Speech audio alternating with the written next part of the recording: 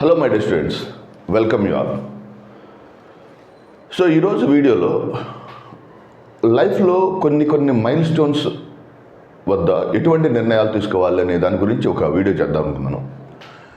రీసెంట్గా కొంతమంది students APPSC group 2 post preference కోసం నాకు ఫోన్ చేసినప్పుడు, నాకు తెలిసిన కొంతమంది ఉద్యోగస్తులతో మాట్లాడుతూ ఉన్నప్పుడు ఎక్సైజ్ ఎస్ఐ బెస్టా, లేకపోతే డీటీ బెస్టా, మున్సిపల్ కమిషనర్ బెస్టా, సబ్ రిజిస్ట్రార్ బెస్టా అని మాట్లాడితే ఒక ఆశ్చర్యకరమైన సంఘటన ఏంటంటే ఏ ఉద్యోగి తాను చేస్తున్నటువంటి ఉద్యోగం పట్ల సంతృప్తిగా లేడు అనమాట.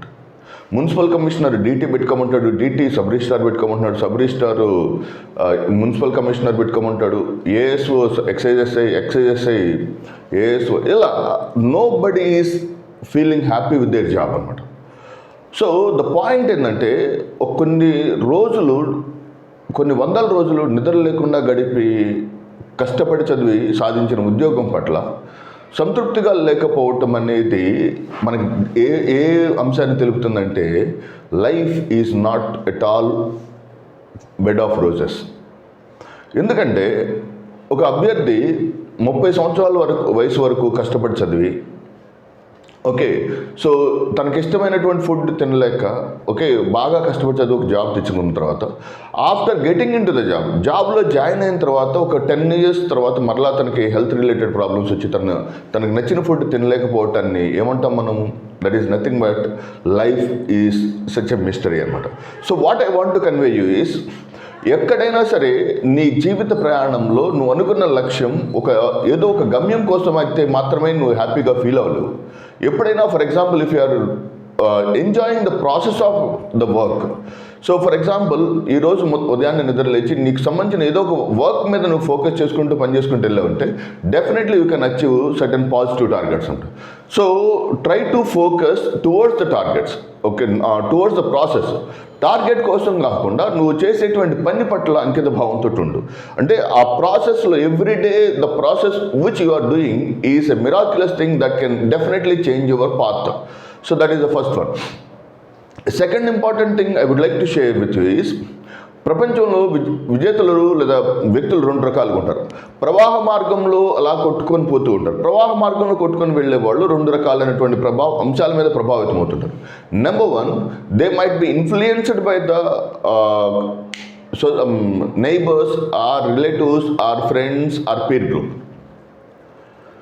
Whereas in the case of some other sections of the people, ఎవరైతే ఉంటారో వాళ్ళు తమకు సంబంధించినటువంటి అంశాల పట్ల ఒక నిర్దిష్టతను కలిగి ఉండి సో ఫ్రెండ్స్ చేస్తున్నారు కాబట్టి తాను చేయాలని కాకుండా, ఫ్రెండ్స్ ఒక నిర్దిష్టమైన ప్రయాణంలో వెళ్తున్నారు లేదా బంధువుల యొక్క పీర్ గ్రూప్ ప్రెషర్, వాటిని బట్టి వీళ్ళు నిర్ణయాలు తీసుకోవటం తీసుకోకుండా తనకు సంబంధించినటువంటి నిర్ణయాలు ఎదురొడ్డి ప్రవాహ మార్గానికి ఎదురెళ్ళి ప్రయాణించి తాను అనుకున్న లక్ష్యాన్ని సాధించేవాళ్ళు ఒకళ్ళు. ఫర్ ఎగ్జాంపుల్, అందరూ గ్రూప్ 2 ప్రిపేర్ అవుతున్నారు కాబట్టి గ్రూప్ 2 ప్రిపేర్ అవటం, కానీ వాళ్ళలో కొంతమంది గ్రూప్ 2తో పాటు దానికి ఎదురేగి గ్రూప్ 1 ప్రిపేర్ అవ్వటం. Ronanki Gopalakrishna all India 3rd rank వచ్చినప్పుడు దానికి ఎగ్జాక్ట్గా 1.5 year బ్యాక్ ఏపీపీఎస్సీ గ్రూప్ 1 మాక్ ఇంటర్వ్యూస్లో నేను చూశాను. అతను ఏపీపీఎస్సీ గ్రూప్ 1 మాక్ ఇంటర్వ్యూస్లో చూసినప్పుడు I was shocked by seeing the attitude of the Ronanki Gopalakrishna. Group 1 mains attempt చేశాడు, మాక్ ఇంటర్వ్యూకి వెళ్ళాడు, ఎగ్జామ్ వేరియస్ రీజన్స్ వల్ల పోస్ట్ పోన్ అయింది. అతను తన చుట్టుపక్కల ఉన్నటువంటి వ్యక్తులందరినీ గమనిస్తూ అందరూ గ్రూప్స్కి ప్రిపేర్ అవుతున్నారు, సో సివిల్స్కి కూడా ఎలాగ ప్రిపేర్ అవ్వచ్చు అని he started his preparation for civil services. ఎప్పుడైతే అతను సివిల్ సర్వీసెస్ ప్రిపరేషన్లకు మగ్గు చూపాడో he secured all India 3rd rank. The point ఏంటంటే మనకు తెలియని నిగూఢమైనటువంటి టాలెంటెడ్ థింగ్స్ ఉంటాయి అనమాట.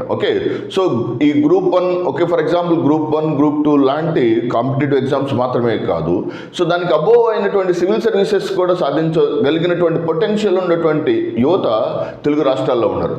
So 2 things I would like to conclude in this video. Number 1, never be the follower. Okay, so ఒక కాలం గడిచిపోతుందని ప్రవాహ మార్గంలో అలాగే వెళ్ళకుండా నీకు ఒక నిర్దిష్టమైనటువంటి మార్గం వచ్చే వరకు దానికి ఎదురేగి వెనక్కి తిరిగి రావటం పాయింట్ నెంబర్ 1. పాయింట్ నెంబర్ 2 ఏంటంటే, ఎప్పుడైతే నువ్వు ఒక నిర్దిష్టమైనటువంటి ప్రయాణ మార్గంతో పాటుగా, ఓకే, సో జీవితంలో నువ్వు అన్నీ అనుకున్నట్టు ఎప్పుడు జరుగుతాయి కాబట్టి నువ్వు అనుకున్నట్టు ప్రయాణ మార్గం ఉంటుందని మాత్రం అనుకోవద్దు. Okay, so it is never be the process. First thing is enjoy the process, not the target.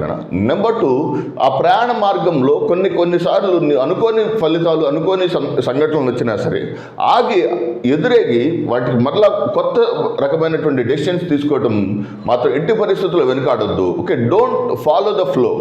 Okay, that makes you a unique individual in this entire world. So that's it for today. Thank you very much. All the very best. God bless you all.